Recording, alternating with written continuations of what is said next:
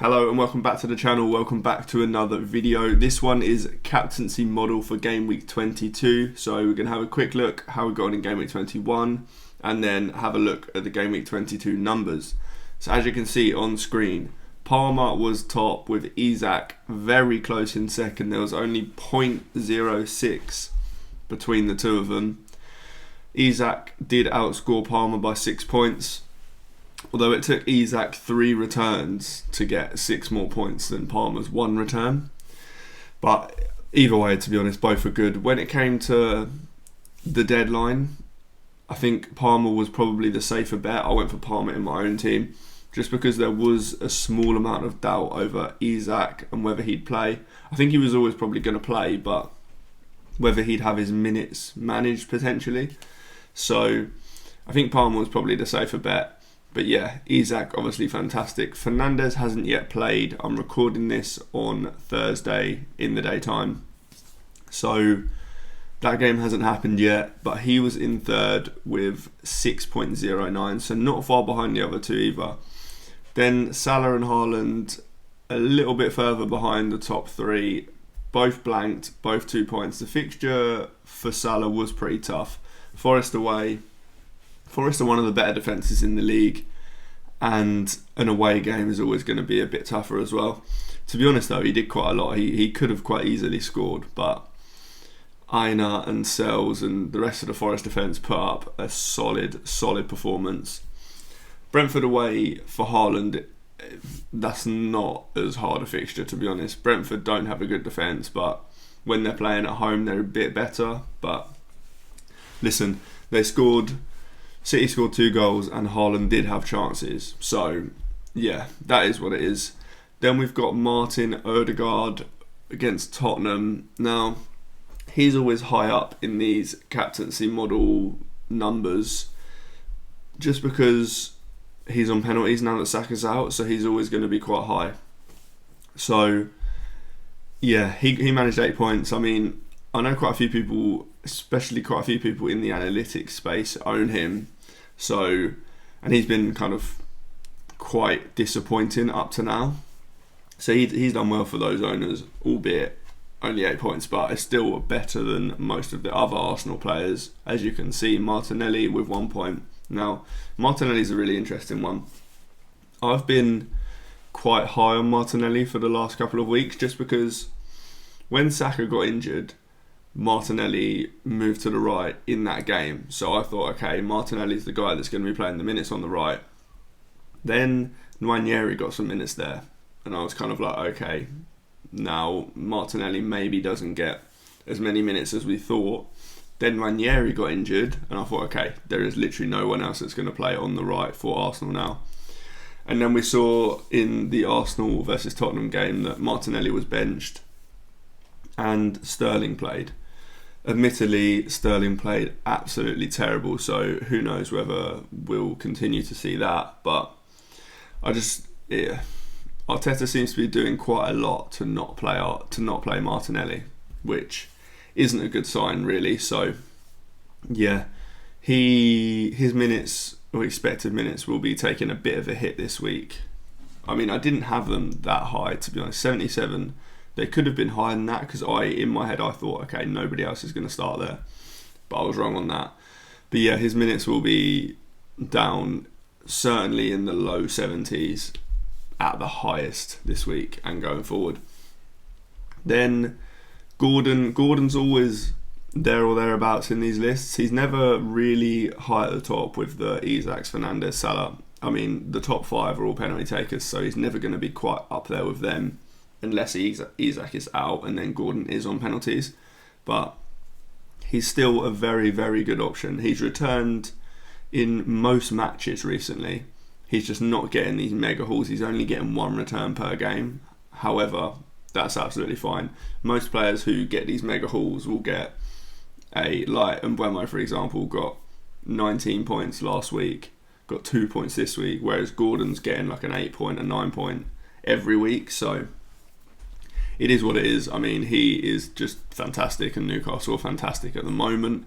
Then we've got Eze with Leicester away.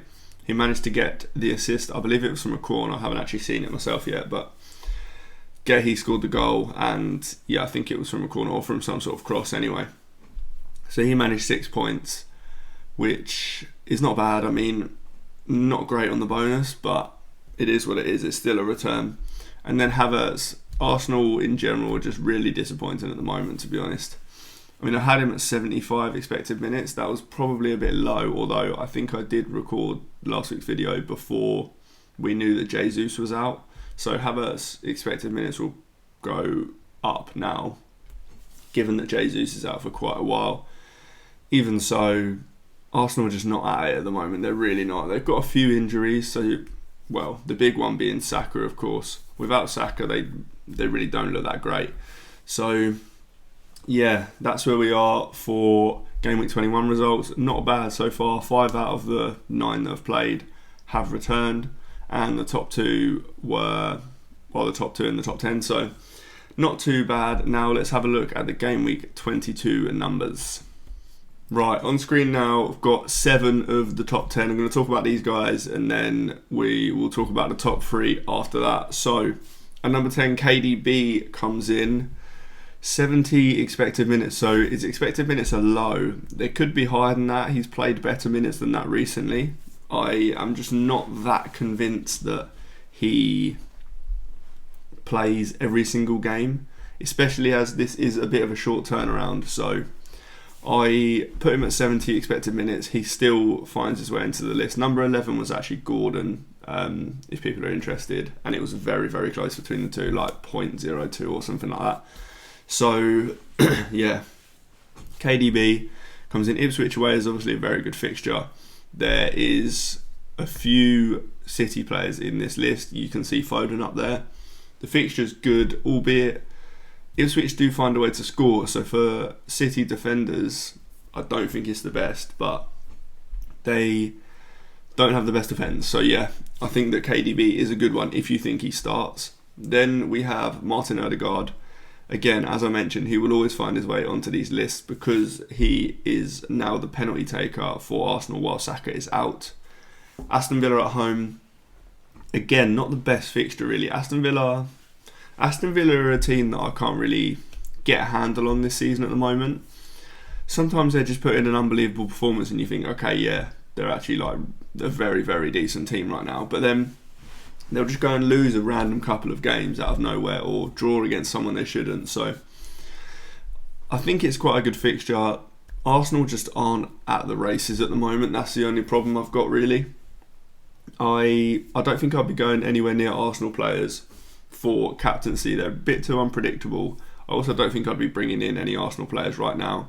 The fixtures do get a little bit worse. So yeah, he's in the list, but I'm not that convinced on him in general.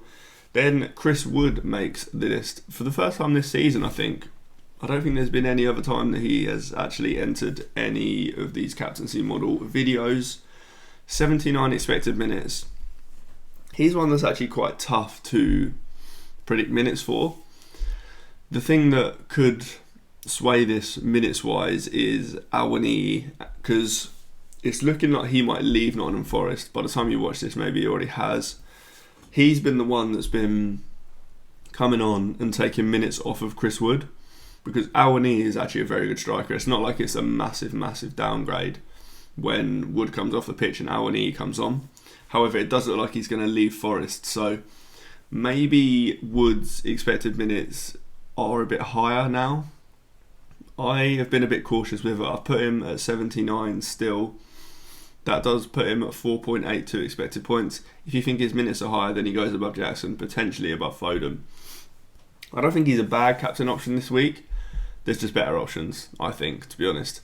But yeah, Southampton at home is as good a fixture as you're going to get, of course. Southampton defence is a mess, and Wood is just banging goals right now. He's unstoppable, to be fair to him. So yeah, good option. Jackson comes in at 7. A lot of Jackson owners are very frustrated with him, and I get why. He just isn't getting returns like he should be. He's getting chances, he's creating chances, his underlying numbers are fantastic. His finishing has just been horrendous recently. He just isn't taking the chances that he's getting. Now, he's got Wolves at home, which is obviously a very, very good fixture. We've just seen Newcastle put 3 past them. And I've got him at 75 expected minutes. I think he actually played 90 against Bournemouth, but we've seen quite often that he comes off around the 70, 75 minute mark. So I can't really put him too much higher yet until we see more consistent 90 minutes or 80 minutes or something like that. But yeah, in general, I think Jackson's a fantastic option. I wouldn't be selling him if I owned him. Phil Foden, as I mentioned, is at number 6, Ipswich away. I've got him at 77 minutes. Again, he's one that could be a bit higher. He's started most games recently, more than KDB, and he does tend to play most of the minutes when he does start, so maybe he could be higher. If he continues to get good minutes again, I will up his expected minutes, but for now, I've got him at 77 just to be safe. Bruno Fernandes comes in at number 5. Brighton at home. Brighton defence just hasn't been what it should be recently. At the start of the season, their defence was actually a lot better than it is right now. Maybe they've had injuries. I mean, Lewis Duncan's been out for a little bit, but yeah, their defence just isn't doing great right now. And Man United, like I say, haven't seen the Man United Southampton game because I'm recording it before, but the game against Liverpool, they were fantastic. So if they can keep that up, then Bruno Fernandes is a great option. Isak comes in at number 4. Bournemouth at home. Again, we've just seen Chelsea put a couple past them, and Chelsea should have put a couple more than they did past them. The Bournemouth defence isn't great. The Bournemouth attack is fantastic. The Bournemouth defence just isn't great. So Isak, yes, is a very good option. Moving on to the top 3 now. We've got Haaland in at number 3. With Ipswich away. We've mentioned that game, we've mentioned that fixture, we've mentioned City. Don't need to go too much more into that, I don't think. Then it's Salah and Palmer at 2 and 1. So Palmer's at number 1. He is quite far ahead of Salah in number 2 there. And I think it's warranted, to be honest. Firstly, it's a home fixture. Secondly, Wolves are probably just a bit worse than Brentford. Albeit maybe Liverpool are a bit better than Chelsea, but I think the home fixture swings it probably. I mean, we did see that against City, Brentford weren't the best defensively, and in general, Brentford just aren't the best defence, so I don't mind going for Salah at all. I'll probably be going for Palmer though, just because I think it's slightly more safe. I just can't see Wolves putting up a good enough defence to keep Chelsea out at all.